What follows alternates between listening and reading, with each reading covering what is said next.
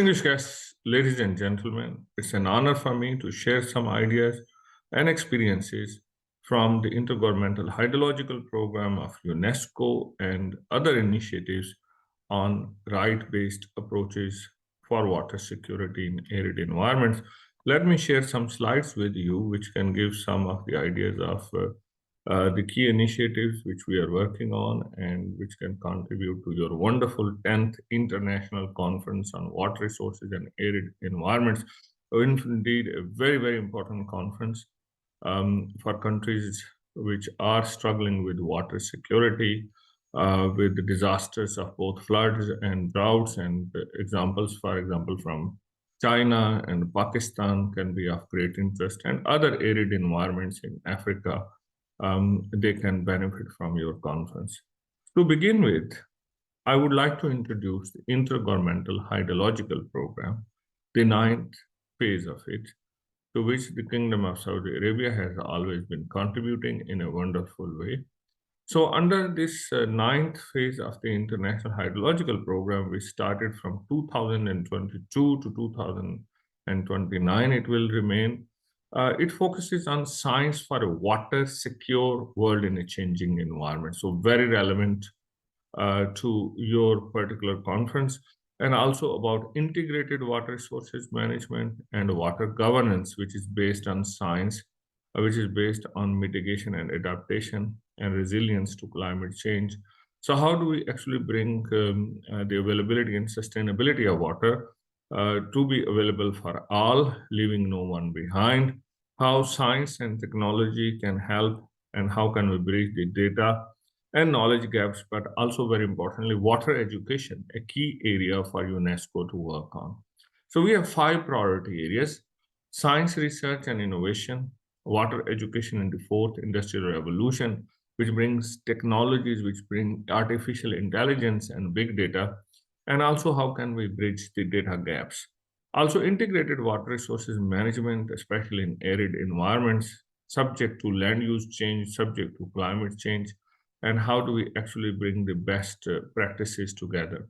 Water governance is a very big area, and especially for human rights-based approaches, HRBA, which I will be referring a lot, for mitigation, adaptation, and resilience. Many of the countries in the south, for example, Pakistan, who is facing increasing challenges from climate change in terms of floods and droughts, may not be the one who are contributing as much to the climate change. So social justice globally, the loss and damage function which has come from the COP 27, how can we bring those ideas together? Also, very importantly, we have to continue to work together very, very closely with the international system and the goodwill of the governments. So under this plan, we are working on the Sustainable Development Goals, especially goal number 6. So that's where one of the key areas is building capacity. So my office and other field offices in UNESCO are working with our member states, building the capacity, then also bringing innovation, bringing good governance, and how do we finance the water resources management from the water supplies in cities, like water all the way from a reservoir to a tap, or water which is needed for multi-purposes, including hydropower, including management of droughts and floods, and what kind of data information is needed. So UNESCO is contributing to Water and Climate Coalition, which is hosted by WMO for SDG number 6. So this is a very important part of the international cooperation to bring water security. Let me introduce the human rights-based approaches. Human rights-based approaches have important elements of universality, indivisibility, interdependence, accountability, and integrated water resource management, have economic efficiency, environmental efficiency, and between the two of them, equality, equity, participation, and governance are the key areas. So human rights-based approaches and integrated water resource management can work together, especially to ensure the United Nations SDGs, leaving no one behind. That's a key element How do we bring water security to everyone, giving basic water needs as a human right? So that's a key challenge for everyone: water for drinking purposes, water for agriculture, water for industry, and so on, and also very importantly, water for environment. So if we look into the drinking water coverage, especially in Asia Pacific region, then there are different levels of coverage in Central and Southern Asia, Eastern Asia and Southeast Asia, Oceania, Australia and New Zealand. But if we start from the Central Asia and Southern Asia, so safely managed water is not 100%, and also the basic is maybe to the next level. So we do not have the full coverage, which is part of the SDGs. And if we think about East Asia and Southeast Asia, then maybe urban areas are well served. But if we think about the other areas, they may not be well served. And the problem with the small islands and the developing states is even bigger. So we have a challenge of how do we provide water security from rainwater harvesting to the areas of water conservation through reservoirs and dams and the groundwater management all the way to supplying water in Asia Pacific is a very big challenge. There is a very important event which is taking place next year in New York on the midterm review of the implementation of the International Decade on Water for Sustainable Development. And that's where there are important milestones on the way in terms of the Groundwater Summit, the International Conference on Climate Risk, Vulnerability, and Resilience, and the 2023 World Conference, which has a number of regional consultations. So I'm leading the effort in China for the consultations leading to the conference. Ladies and gentlemen, if we look into the water and culture and human rights-based approaches, we need to think about water values. So we need to look into water values linked with surface and groundwater. We need to look into human activities and how can we link with the different aspects of water management. How can we transform traditional cultural values into modern management, and then how we bring ecosystem-based approaches which can help bring new ways, new technologies to clean our waters, and then linking with the political system. So water culture and human right-based approaches linking with IWRM can help us link with the river communities. And that's a major part of the work which my office in Beijing is doing. We have the Great River Forum with Wuhan, which will be organized next year again.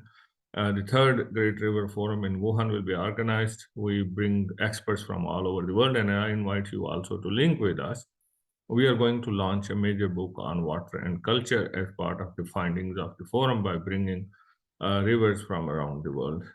So another very important concept in this context is the ecological civilization concept, which is being promoted in China as part of the green development.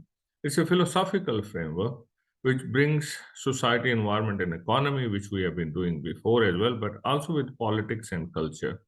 So that's why this is a very key element of cleaning rivers, managing rivers and lakes and wetlands, and linking with environment, and also linking with the groundwater systems.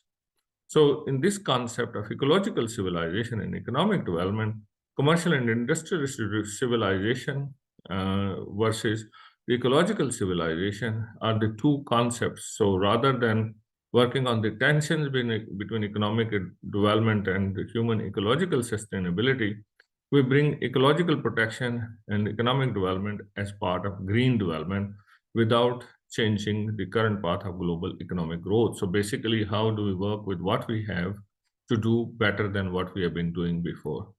So in this concept, very similar to your conference, we can bring human right-based approaches, bringing policy, the right level of policy at the local government, provincial, and the national levels, technology, which can be the smart technologies using artificial intelligence, big data, new models, and then education and culture together. So if we bring these elements together, there can be better realization of water security at all levels.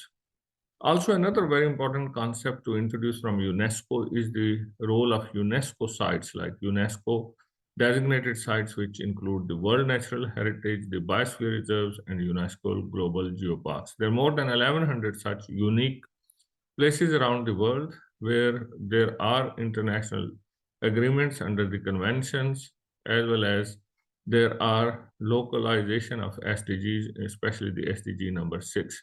So how can we bring water management for future generations through better local development? And this can be an area we can work together under your conference to bring water management, water culture together for a sustainable future. Another very important element is water education.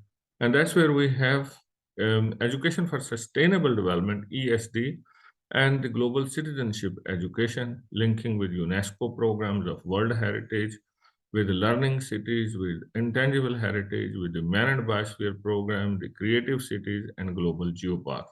So, in this context, how can we enhance global understanding, international understanding of best practices in water management, inclusive education, education for sustainable development, education which can promote gender equality in water management, education which can promote intercultural understanding of water issues and challenges, and education which can help us understand citizen rights to water and how can we learn to live together.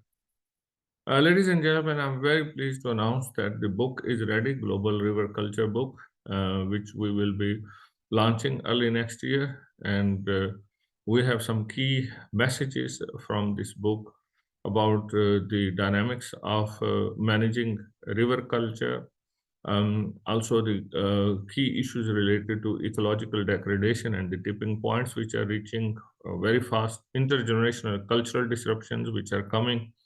How can we continue to bring new norms together, and how can we work more on nature-based solutions for sustainable innovation?